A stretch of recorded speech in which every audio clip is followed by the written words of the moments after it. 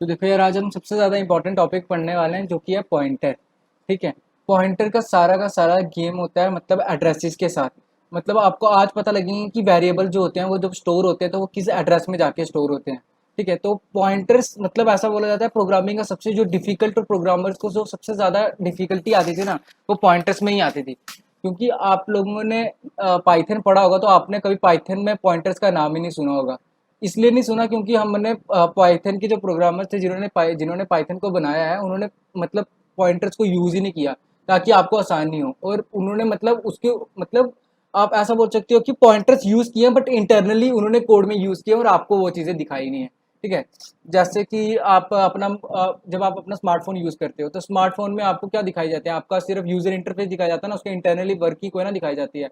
ATM machine में जाते हो तो आप एटीएम मशीन में डायरेक्टली हाथ डाल के को ना पैसे निकालते हो, आप पिन डालते हो और फिर उसके बाद होता है ना। तो मतलब आपको कुछ इंटरनली चीज़ें हैं वो नहीं दिखाई गई हैं पाइथन में, और ये जावा में भी ये चीज़ पॉइंटर का पूरा ऐसा नहीं है। मतलब जितना इंटरनली आप C++ में देख सकते हो उतना आप किसी लैंग्वेज में और में नहीं देख पाओगे।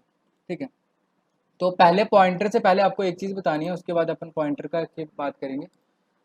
तो कल फंक्शंस के बारे में बताया था। तो फंक्शन में हमने क्या देखा था कि आपको चार टाइप के बारे में बताया था। एक तो था function with argument and without return value, function without argument and with return value, और with argument and without return value, और with argument and with return value. ठीक है। आज अपन पढ़ने ये ऐसे ही है मतलब आपको अभी तो इसकी ज़रूरत नहीं है, बट देखो जैसे standard input output header file होती है ना, वैसे और भी काफ़ी ज़्यादा हेडर फाइल्स हैं। ये स्ट्रिंग डॉट एच है, मैथ डॉट एच है। मैथ डॉट एच किसके लिए यूज़ होती है, जैसे अगर आपको कोई भी मैथ के फंक्शंस को यूज़ करना हो, जैसे आपने बोला था, किसी ने तो पूछा था कि काउंट फंक्शन का पाइथन का। तो वैसे ही मैथ डॉट एच में भी कुछ ना कुछ फंक्शंस होंगे जो कि जैसे SQRT फंक्शन यूज़ करना है, पावर ऑफ फंक्शन यूज़ करना है। stdlib.h लाइब्रेरी को तो अपन यूज़ करेंगे ही, ये थोड़ी देर के बाद आएगा, इसलिए भी अभी आपको इसके बारे में अच्छे से नहीं बता रहा हूँ। ठीक है। लेकिन ऐसा सी लैंग्वेज में भी काफ़ी लाइब्रेरीज जो हैं वो अवेलेबल हैं, और आप अपनी ज़रूरतों के अनुसार उसको यूज़ कर सकते हो। ठीक है। तो आज अपन जब सबसे पहले स्टार्ट करेंगे पॉइंटर्स, थोड़ी सी देर के बाद जब हम कॉल बाय रेफरेंस के बारे में पढ़ेंगे तब अपन पॉइंटर्स की बात करेंगे। लेकिन अभी सबको ऑडिबल है और स्क्रीन विजिबल है ना। अब देखो अपन अभी सबसे पहले पढ़ने वाला है कॉल बाय वैल्यू के बारे में। तो कॉल बाय वैल्यू का आप सिंपल सी बात यही याद रखो कि ये जो आपको कल याद होगा, मैंने एक चीज बताया था कि एक होते हैं फॉर्मल पैरामीटर्स, एक होते हैं एक्चुअल पैरामीटर्स। किसी को याद है क्या कि एक्चुअल पैरामीटर्स क्या होते हैं? हाँ, एक्चुअल पैरामीटर्स कौन से? बताओ बताओ। यस यस, और जो अपन ना एक फंक्शन बनाते हैं और उस पे जब हम वैल्यूज पास करते हैं तो उनको बोलते हैं फॉर्मल पैरामीटर, राइट। हाँ, अब देखो, ये समझ लो आपके ओरिजिनल वैल्यूज हैं। ओरिजिनल वैल्यू मतलब आपके एक्चुअल पैरामीटर्स हैं। तो जब अपन मॉडिफाइड मतलब ये है कि देखो आपने आपने कभी इसके बारे में सुना है, इसको क्या बोलते हैं, ये जो डायग्राम आपको दिख रही है? अगर किसी को पता हो, इसको फ्लो चार्ट बोलते हैं। ठीक है, आपको बताएंगे आई गेस, अभी तो नहीं बताया होगा लेकिन ठीक है। और ये जब डायगोनल शेप में होता है ना, मतलब आपको याद होगा कि एल्गोरिथम में जब फर्स्ट सेशन में बताया था तो किसने बोला था कि फ्लो चार्ट होता है, एल्गोरिथम जो होता है वो इंग्लिश में है, जो हमने लिखा होता है कोड को समझाने के लिए, यहाँ हमारा जो प्रोसीजर होता है उसको बोलते हैं एल्गोरिथम। तो वैसे ही जब आप डायगोनल शेप में होता है ना, इसको बोलते हैं कि डिसीजन स्टेटमेंट होता है। तो इसमें देखो, जब भी आपके ओरिजिनल वैल्यू फॉर्मल वैल्यू में, मतलब कि अगर आपकी वैल्यू मॉडिफाइड हो रही है तो उसको कॉल बाय रेफरेंस में मॉडिफाइड होती है। जब आपकी वैल्यू मॉडिफाइड नहीं होती है तब कॉल बाय वैल्यू में आपकी वैल्यू मॉडिफाइड नहीं होती है। इसका क्या मतलब है ये आपको बस थोड़ी सी देर में समझ में आएगा। तो अपन पहले कॉल बाय वैल्यू कर लेते हैं, फिर आपको बताता हूँ कि क्या इससे होता है। देखो जैसे कि हैश इंक्लूड HTTP.h, तो उसके बाद अपन करते हैं इंट में। ठीक है, अपन ने मेन फंक्शन बना दिया। उसके बाद मैं क्या करूँगा, अब सबसे पहले एक फंक्शन बनाता हूँ, किसी भी नाम का फंक्शन, जैसे कि या फंक्शन का नाम ढूंढता हूँ, जैसे चेंज नाम का फंक्शन बनाता हूँ। ठीक है, एक चेंज नाम का फंक्शन को यहाँ पे क्या हो रहा है, कॉल कर रहा हूँ। अगर आपको याद होगा, कल ही बताया था, ये फंक्शन है, ये फंक्शन है, ये फंक्शन का नेम कैसे, ये सर्कुलर ब्रैकेट से फंक्शन है ये पता लगता है, और जब कॉल करता है तो अपन सेमीकोलन यूज करते हैं, तो डायरेक्टली कॉल होता है। और जब आपको ऊपर आप डिफाइन, अगर मतलब देखो अब मेरे को डिफाइन करना है फंक्शन को, तो मैं यहाँ पे डायरेक्टली डिफाइन कर सकता हूँ। मैं वॉइड चेंज नाम का फंक्शन बना रहा हूँ, वॉइड उसका रिटर्न टाइप है और चेंज फंक्शन का नेम है। यहाँ पे इसकी डेफिनेशन दे रहा हूँ, जिसने कल किया होगा उसको पूरा पता होगा ये मैं क्या लिख रहा हूँ, पर फिर एक बार बोल दे रहा हूँ, ठीक है।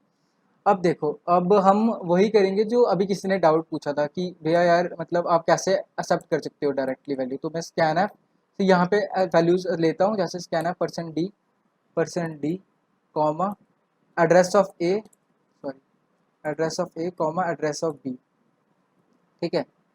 तो हमने यहाँ पे क्या किया, यूजर को पूछूंगा मैं, यहाँ पे पहले तो नंबर दो वेरिएबल डिक्लेयर करता हूँ, इंट ए कॉमा बी। ये हम कॉल बाय वैल्यू पढ़ रहे हैं, ठीक है। क्या होता है अभी आपको पता लग जाएगा, बस थोड़ा सा वेट कीजिए। प्रिंट एफ, अब यहाँ पे क्या होता है, एंटर बोलूंगा उसको, 2 नंबर्स डालो, ठीक है। इतना तो आपको पता है अभी क्या होने वाला है, ए और बी में वैल्यू एक्सेप्ट हो गया। अब चेंज ए कॉमा बी, यहाँ पे मैं ए कॉमा बी जो है वो पास कर रहा हूँ, ठीक है। हमें ए कॉमा बी की वैल्यू जो है मैंने पास कर दिया। तो अब देखो क्या होगा, नहीं तो मैं सोच रहा हूँ अभी एक वैल्यू लेके करता हूँ उनको चेंज, ठीक है, देखते हैं। ए कॉमा बी मैंने यहाँ पे वैल्यूज पास किया, जब मैं यहाँ पे वैल्यू पास करूंगा तो इंट यहाँ पे वैल्यू एक्सेप्ट भी करने का पड़ेगा। तो आपको मैंने पहले बताया हुआ है, इनको बोलेंगे अपन क्या, किसी को याद होगा तो इसको क्या बोलते हैं अपन, इसको बोलते हैं एक्चुअल पैरामीटर्स हैं, मतलब ए और b are the actual parameters, ठीक है, सॉरी। और int num one comma num two, ठीक है। और हमारा जो नम वन और नम टू है वो क्या है, अपने फॉर्मल पैरामीटर्स, ठीक है। अब देखो नम वन में भी वैल्यूज आ गई और नम टू में भी वैल्यूज आ गई, इतना तो आपको क्लियर हो गया। ए और बी की जो वैल्यूज होगी वो नम वन और नम टू में आ गए हैं। तो अब सपोज करो मैं ऐसा कर रहा हूँ कि नम वन इक्वल्स टू, ऐसा कर दूं मैं, num one plus 10 semicolon, num one equals to, sorry num two equals to num two plus 20, और यहाँ पे प्रिंट ऑफ कर रहा हूँ। अब आपको गैस करना है, तो आउटपुट आपको गैस करना है, आपको बताना क्या आएगा इनसाइड फंक्शन।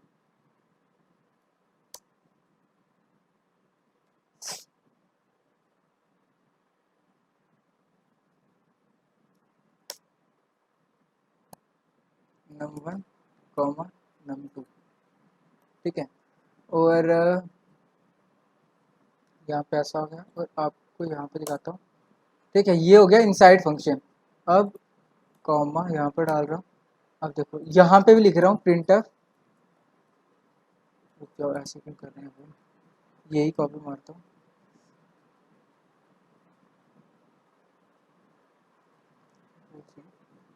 यहाँ पे कंट्रोल भी, और यहाँ पे लिख रहा हूँ after calling function, after calling function, ठीक है, सॉरी फंक्शन। अब यहाँ पे अपन नम वन नम टू नहीं लिख सकते, यहाँ पे अपन ए और बी लिखते हैं, बी लिखते हैं, ठीक है। और एक लास्ट बात रह गया, एक और कर लेते हैं, ऐसे ऐसे बिफोर कॉलिंग फंक्शन,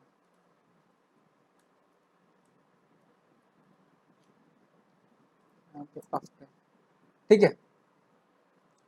अब सुनो मैंने किया क्या, मैं क्या कर रहा हूँ, एक मैंने दो वैल्यूज एक्सेप्ट किया, यहाँ पे सबसे पहले बिफोर कॉलिंग फंक्शन प्रिंट कर दे रहा हूँ कि जो भी ए और बी में वैल्यू आई होंगी वो प्रिंट हो जाएंगी। फिर चेंज को कॉल किया, यहाँ पे गया, नम वन में मैंने इंक्रीमेंट कर दिया, मतलब ए और बी की वैल्यू यहाँ पे चली गई हैं। इनसाइड फंक्शन प्रिंट होगा, क्या हो जाएगा, मतलब जो भी वैल्यूज आई होंगी नम वन और नम टू में वो प्रिंट होंगी। फिर मैंने यहाँ पे आफ्टर कॉलिंग फंक्शन फिर से एक और प्रिंट कर रहा हूँ। अब आपको आउटपुट प्रिंट करना है, मतलब आउटपुट गेस करना है, तो कौन करेगा वो बताना मुझे जल्दी से।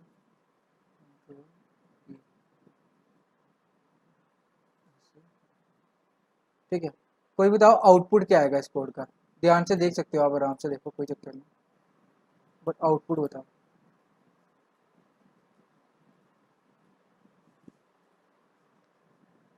हाँ, बताओ बताओ क्या प्रिंट होगा। मैं बताता हूँ ना आपको। मैं आपको ए में दे रहा हूँ 5 और अब मैं आपको बी में दे रहा हूँ 7। अब बताओ क्या प्रिंट होगा। बी में 7। ठीक है। हम्म, आप बताओ। आप आउटपुट बताओ, सिर्फ आउटपुट में मतलब क्या क्या आना चाहिए, क्या क्या आउटपुट में आएगा बस। ठीक है। ठीक है, पहले ये वाला होगा ना। तो यहाँ पे क्या प्रिंट होगा, 5 और 6। अगर मैंने नंबर दिया होगा, ठीक है, 5 और 6 प्रिंट हो जाएगा। पहले 5 और 6 आना चाहिए आपके हिसाब से। ठीक है। फिर उसके बाद चेंज फंक्शन को कॉल होगा, वो जाएगा इधर। उसके बाद क्या होगा।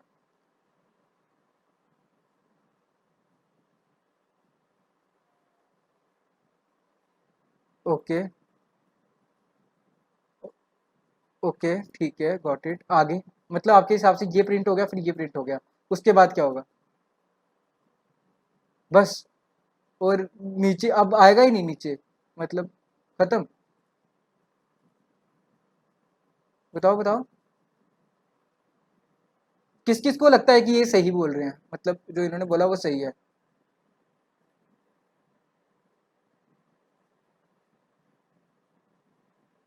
तो क्या प्रिंट होगा ये बताओ मुझको। 15 16 या 5 6। 5 और 6 बताओ किस किस को लगता है। जिसको लगता है कि ये दो स्टेटमेंट, ये वाली सिर्फ इतना आउट प्रिंट होने वाला है तो वो लिखेगा 2। जिसको लगता है कि ये इतना पूरा प्रिंट होगा वो लिखेगा 3। जल्दी से जल्दी जल्दी। 2 और 3 लिखना है। और करो करो, जब जल्दी से जल्दी से जल्दी से करो, उससे हम जल्दी जल्दी कर पाए आगे।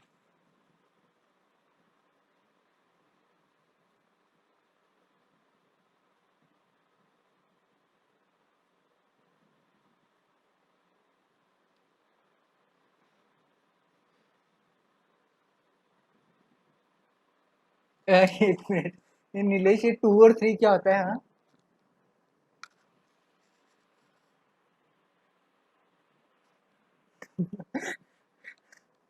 अरे बाप रे, क्या क्या कर रहे हो तुम लोग।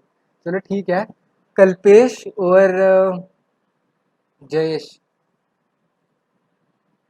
देखो, अगर आपको याद होगा तो मैंने कल एक चीज बोला था कि जब भी ये वाले स्टेटमेंट खत्म होता है तो फिर से कोड जो था वो यहाँ पे वापस आता है। जब यहाँ पे वापस आएगा तो यहाँ पे जब वापस आया फिर उसके बाद एक लाइन भी तो बची है ना, तो ये लाइन भी तो एग्जीक्यूट होगा।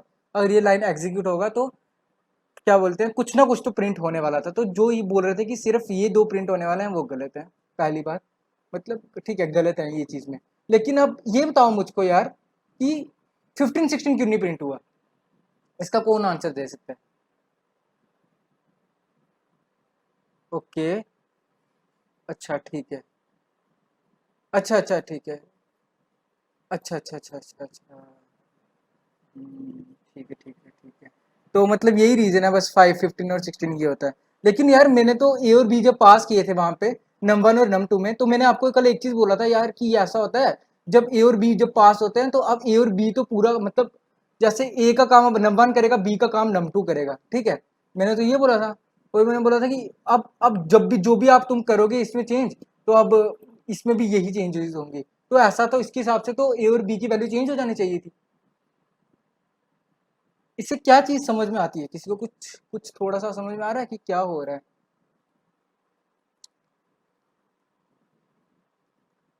हम्म। ओके ठीक है, वो भी लॉजिक अच्छा है। और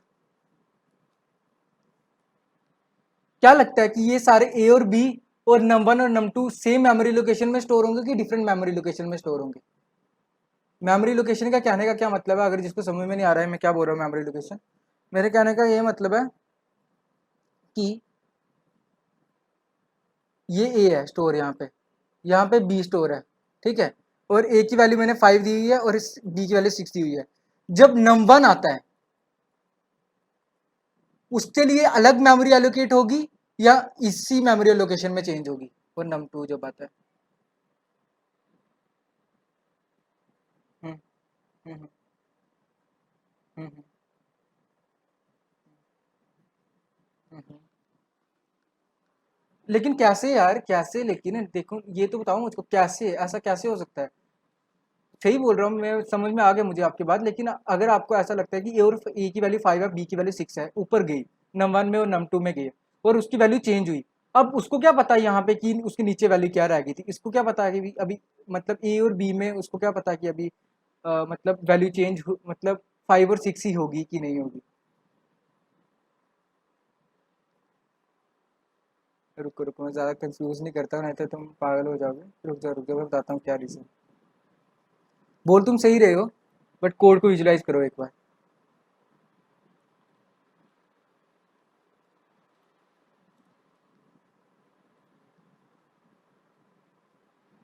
और नोटिस करना कोई एक चीज़, यहाँ पे ही पॉइंटर का जो गेम है वो स्टार्ट होता है। देखो ए और बी में सबसे पहले क्या है, यहाँ पे नोटिस करना, यहाँ पे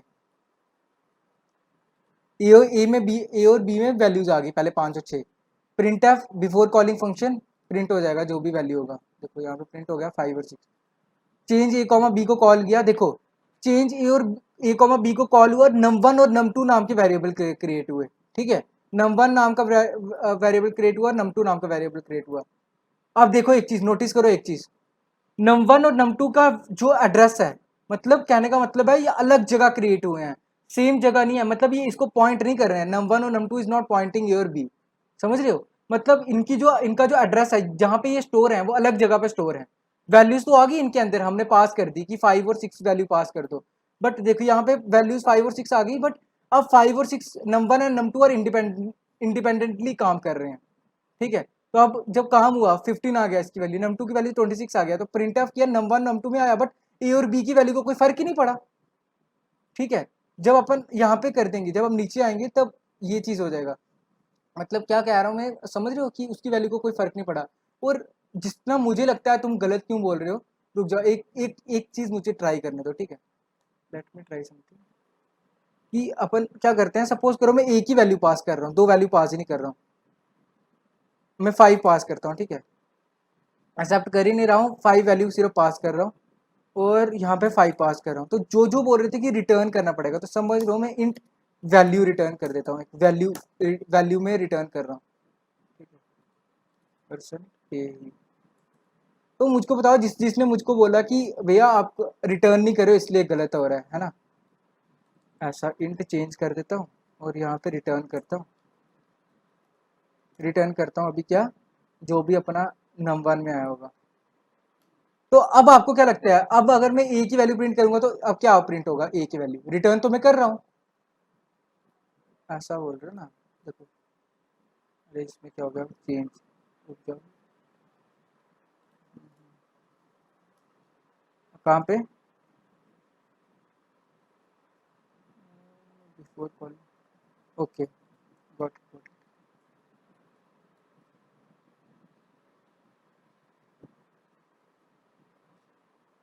यस,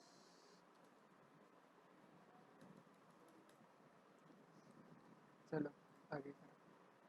अभी एक जगह हो रहा है नम 2 अनडिक्लेयर्ड बोल रहा है, नम 2 नम 2 नम 2 नम 2, यहाँ पे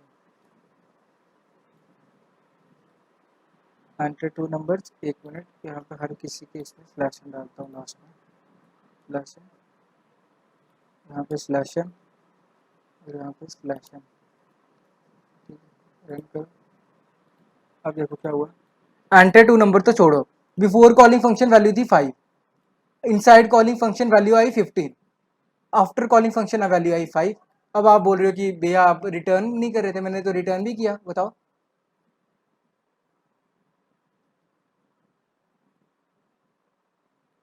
रिटर्न किया, लेकिन वैल्यू तो वो मैंने वैल्यू में आई ना वो। हाँ हाँ हाँ हाँ हाँ, बट मैं ये बात कर रहा हूँ, मैं ये बोल रहा हूँ कि ए जो है अपना, उसकी वैल्यू क्यों नहीं चेंज हुई? क्योंकि ए को पास किया था ना यहाँ पे।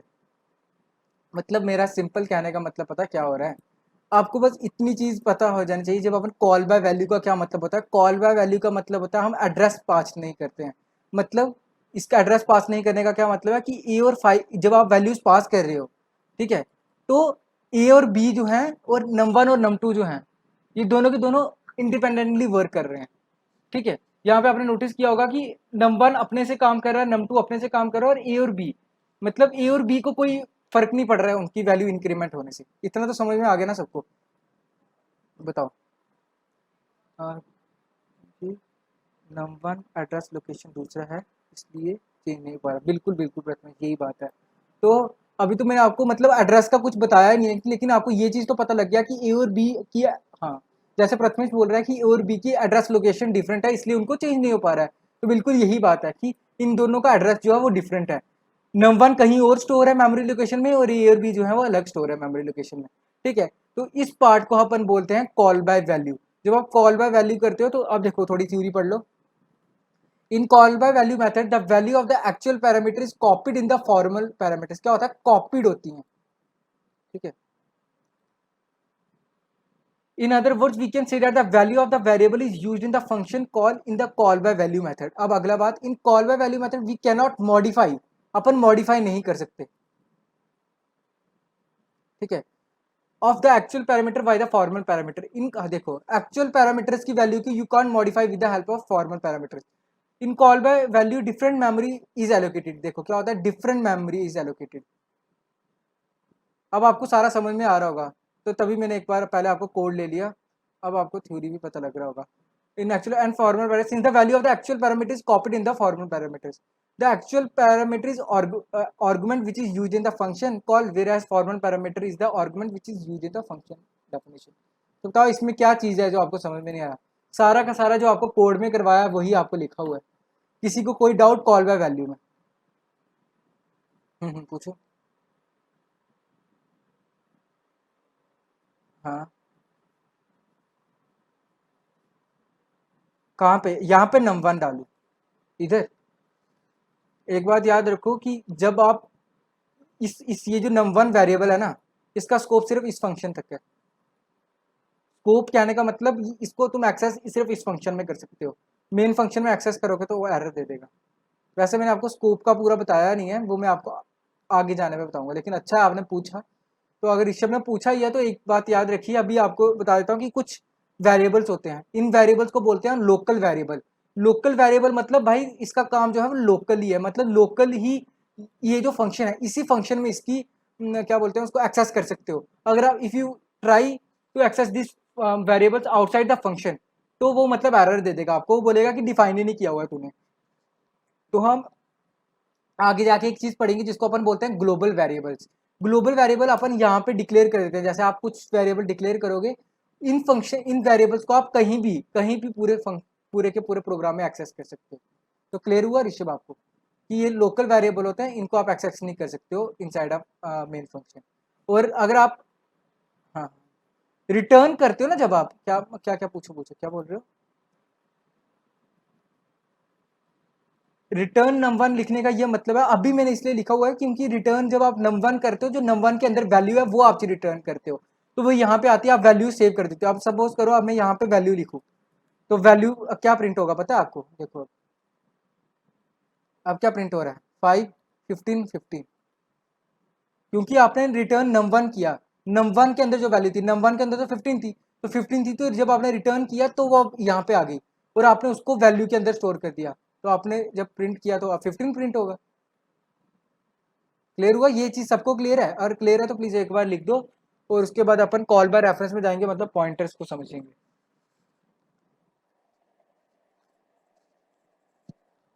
हम्म हम्म हम्म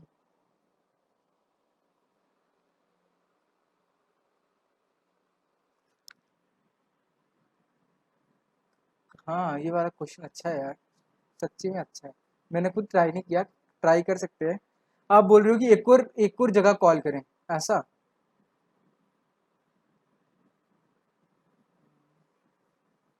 ठीक है, आप इस रुक जाओ एक सेकेंड, पहले एक चीज बता देता हूँ, अभी किसने डाउट पूछा है?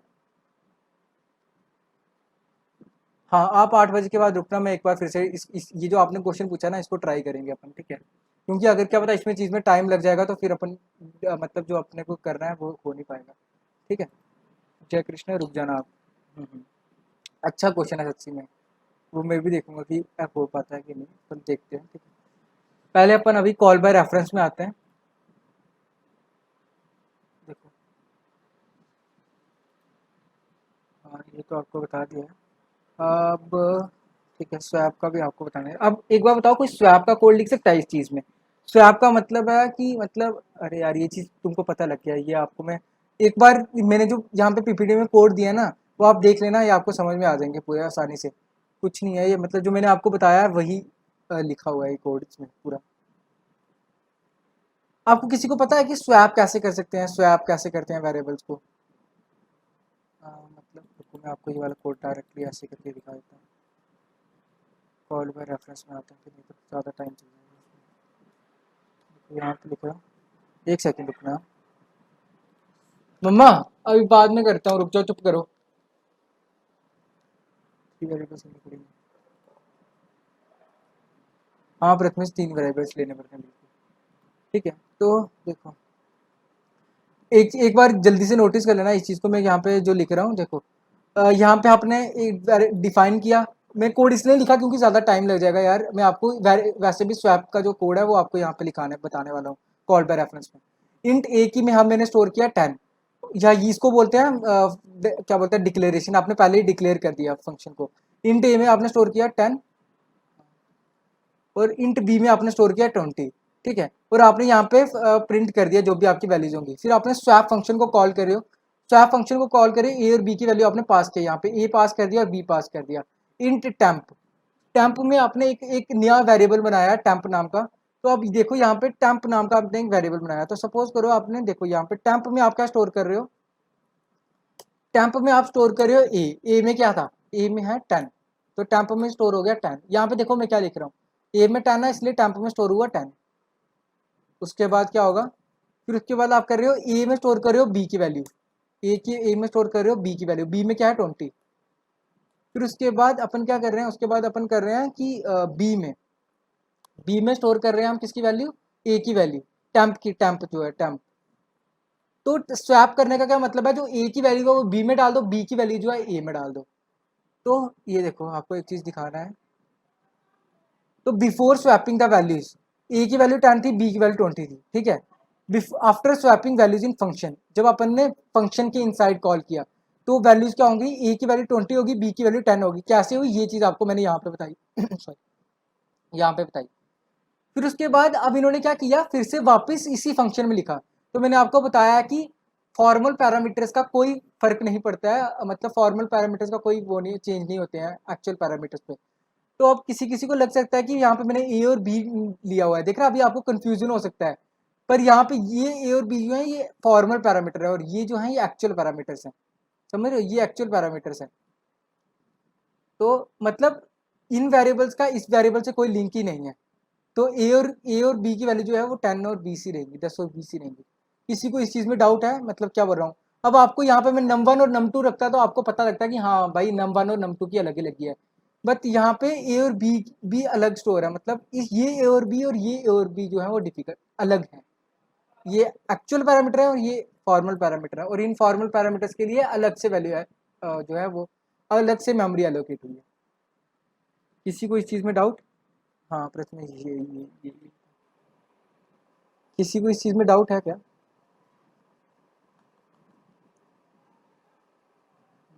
बाकी लिखो, सभी लिखो।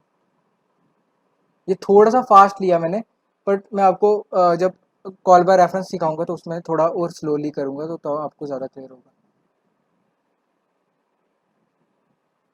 हाँ ठीक है, बता देता हूँ।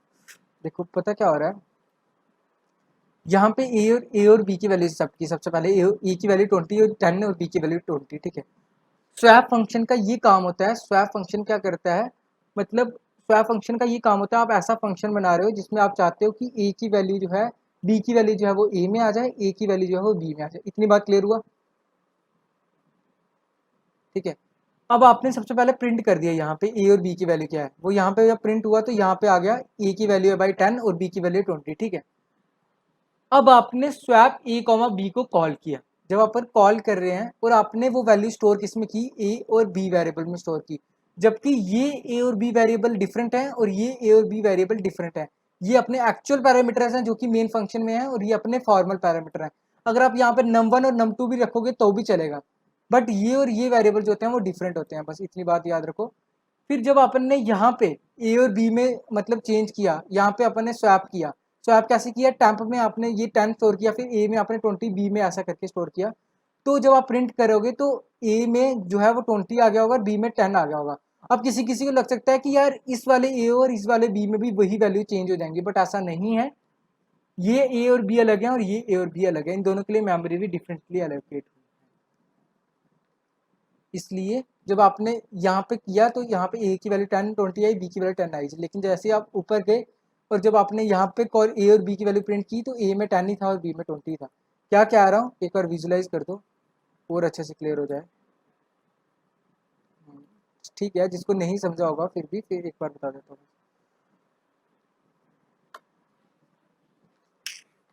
देखो, अब मैं यहाँ पे ए और बी यहाँ पे एलोकेट हुए हैं ना। अब देखो नेक्स्ट नेक्स्ट कर रहा हूँ, 20 ए में 20, एन में और बी में 20। अब देखो ये ए और बी अलग है, ये स्वैप फंक्शन के अंदर अलग वेरिएबल्स बने हैं ए और बी और टेम्प, ये तीनों की तीनों वेरिएबल्स अलग है। अब ए में अलग से स्टोर हो रहा है, बी में अलग से स्टोर हुआ। अब टेम्प में 10 स्टोर हुआ, अब ए में देखो यहाँ पे 20 स्टोर होगा क्योंकि ये वाली जो लाइन लिखी है। बी में 10 स्टोर हुआ। जब आपने प्रिंट किया तो आपने इस फंक्शन का प्रिंट किया। जब आप वापस जाओगे तो इस वाले में तो ए में 20 है, बी में 20 है, ये स्वैप फंक्शन के वेरिएबल्स हैं। बट जब आप वापस जाओगे तो आप देखोगे कि इसमें तो सेम ही रहेंगे ना, इसमें तो कोई फर्क ही नहीं पड़ेगा। तो आई होप अब आपको क्लियर हो गया, और जिसको क्लियर हो गया वो क्लियर लिख दो।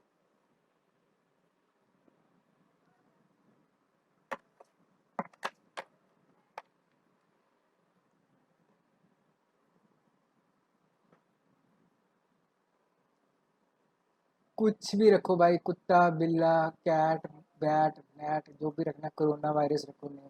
स्वैप इसलिए लिखते हैं कि कोई बंदा दूसरा देखेगा तो उसको समझ में आएगा कि आपने स्वैप किया है यहाँ पे। समझ रहे हो? अगर एक ऐसा बंदा है जिसको कोड करना नहीं आता है, वो आपके कोड को देखेगा, उसको ये उसको स्वैप का मतलब तो बताना है क्या होता है।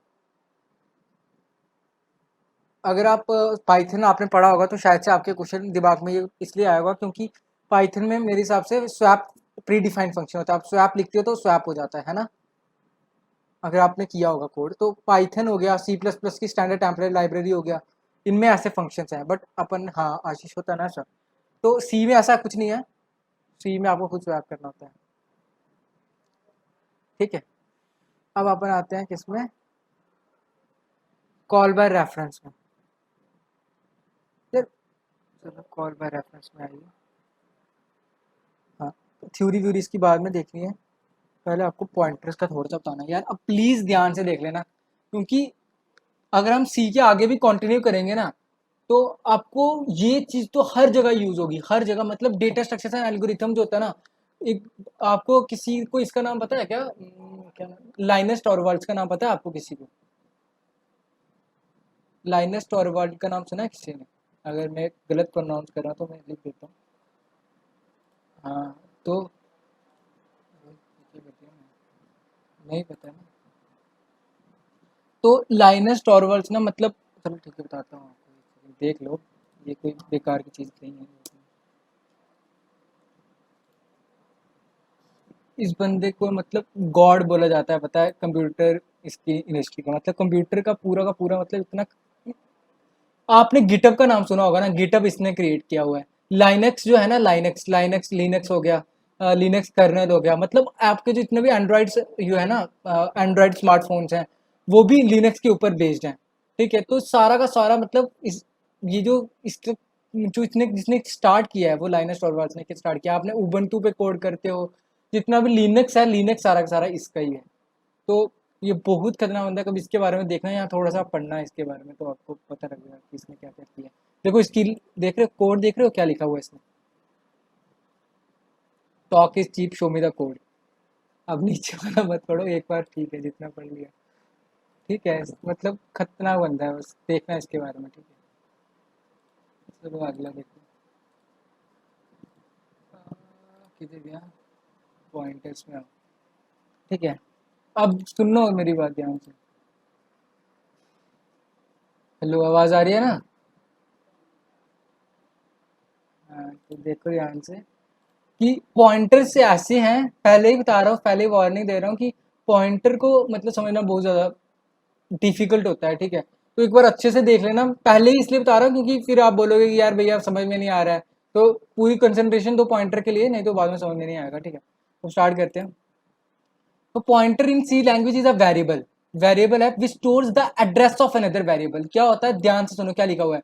पॉइंटर एक ऐसा वेरिएबल है जो कि क्या करता है, address of another variable store करता है। This variable can be of type int, char, array, array बताया नहीं तो सोचो मत, फंक्शन टाइप का हो सकता है और अनदर पॉइंटर। अभी अपन सिर्फ इंटीजर और इंटीजर टाइप का देखेंगे। तो the pointer in C language is the variable which stores the address of another variable. तो पॉइंटर को डिक्लेयर कैसे करते हैं, देखो। The pointer in C language can be declared using star, star का यूज करते हैं, इसको एस्ट्रिक बोलते हैं, ठीक है। इसको इनडायरेक्शनल सिलेक्शन ऑपरेटर भी बोलते हैं, इनडायरेक्शनल ऑपरेटर, इनडायरेक्शनल सिलेक्शन, इनडायरेक्शनल ऑपरेटर भी बोलते हैं स्टार को, अभी बता रहा हूँ इनडायरेक्शनल ऑपरेटर भी बोलते हैं। हम कैसे लिखते हैं पॉइंटर्स को, पहले ये बताता हूँ आपको। तो पॉइंटर को लिखने का एक तरीका है इंट स्टार ए, ठीक है। इससे क्या पता लगता है, ए जो है इज अ पॉइंटर, ठीक है। ए इज अ पॉइंटर, ये एक ए जो है वो एक पॉइंटर है, ठीक है। अब आगे देखो, आगे आगे एक चीज आपको स्लाइड दिखाता हूँ। अब देखो इस लाइन का मतलब देखो, इंट एन इक्वल्स टू 10, ये इसको मैं यहाँ पे कॉपी करता हूँ, कॉपी पेस्ट करो, इधर इधर आ जाओ।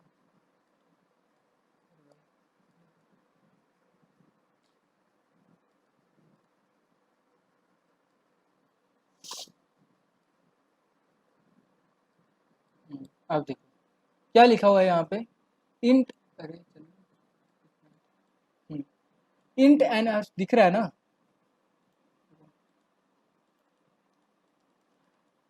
इंट एन की वैल्यू क्या स्टोर है यहाँ पे, इंट एन की वैल्यू है 10, ठीक है।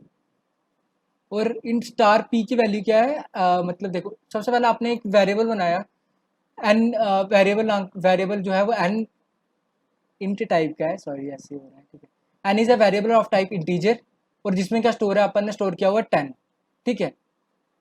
फिर आप एक पी बना रहे हो, पी क्या है, एक पॉइंटर टाइप का वेरिएबल, आप पी से ही डिक्लेयर करते हो ज्यादा देर, ऐसा आप किसी भी नाम से डिक्लेयर कर सकते हो, ठीक है।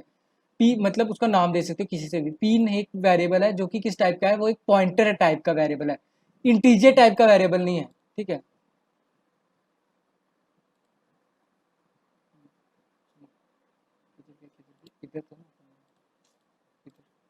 पी एक इंटीजर टाइप का वेरिएबल नहीं है, पी एक पॉइंटर टाइप का वेरिएबल। कैसे पता लगता है पॉइंटर टाइप का है, क्योंकि आपने इंट स्टार पी यूज किया, आप ऐसा लिख सकते हो, ऐसा, यहाँ पे ऐसा सही लगेगा आपको कि variable of p of type pointer, variable p जो है यहाँ पे आपको पढ़ना आना चाहिए, वेरिएबल पी ऑफ टाइप, किस टाइप का, pointer, is pointing to the address, variable p of type pointer is pointing to the address of variable n of type integer।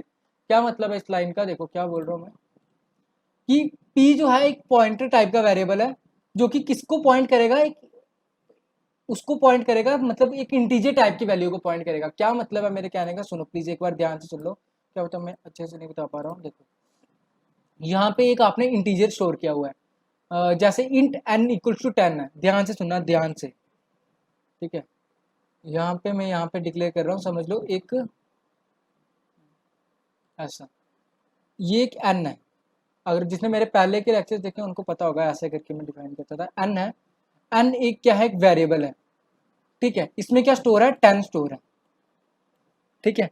और इसका कोई एड्रेस है, एड्रेस क्या हो सकता है, एड्रेस होता है मेमोरी लोकेशन, और इसका एड्रेस है, सपोज करो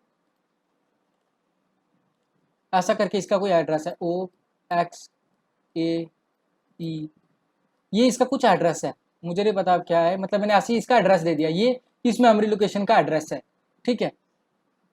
अब अपन एक और बनाएंगे, अब आएगा अपन एक पॉइंटर का, ठीक है।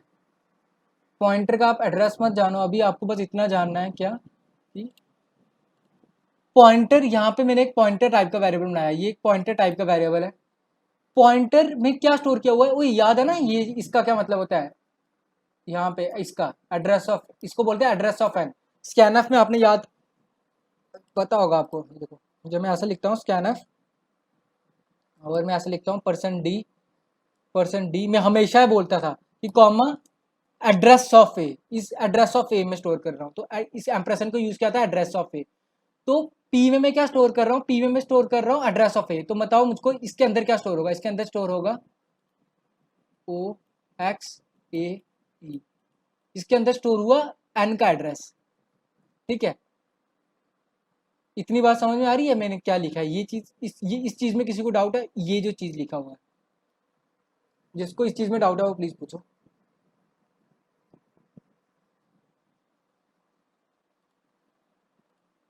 पूछ लो, अभी पूछ लो, अभी टाइम है, बाद में कुछ समझ में नहीं आएगा, अभी तो स्टार्ट हुआ है सिर्फ। अब बताओ इस चीज में किसी को डाउट?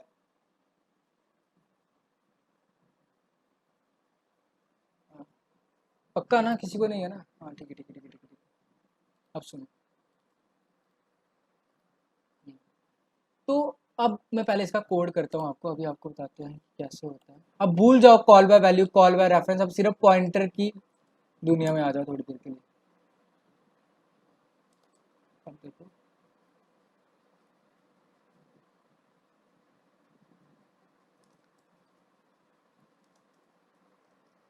इंट एक एन नाम का वेरिएबल ना है जो जिसमें मैंने स्टोर किया हुआ है 10। इंट एक, मुझको कोई इसको पढ़ के बताएगा तो सही हो जाएगा। Int star p equals to, जिसमें स्टोर कर रहा हूँ एड्रेस ऑफ एन। तो कोई इसको पढ़ के बता सकता है क्या कि मैंने इसका मतलब क्या है? अभी मैंने बताया है, कोई भी माइक ऑन करके बोल सकता है।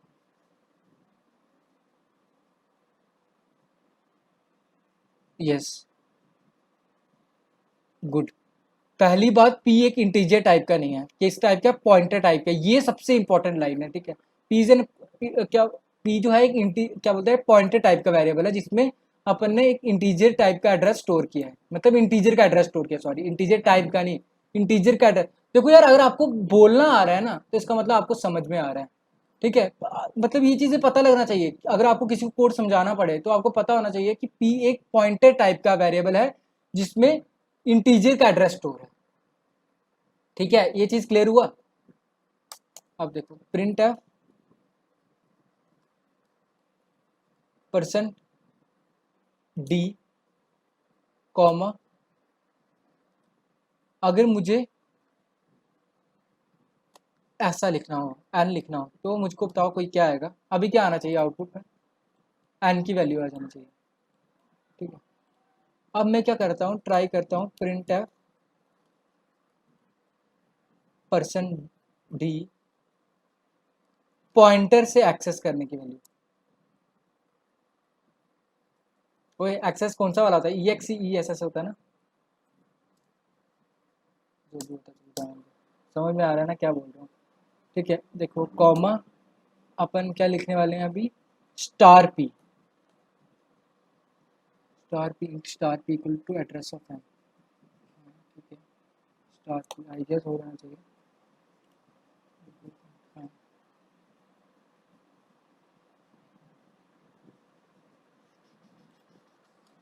यहाँ पे ऐसे, ऐसे, देखो एन की वैल्यू 10 है, हमने पॉइंटर वेरिएबल से पॉइंट एक्सेस की है वैल्यू, मतलब पॉइंटर की हेल्प से आपने एन की वैल्यू को एक्सेस किया। ये चीज किसी को समझा कि क्या हो रहा है?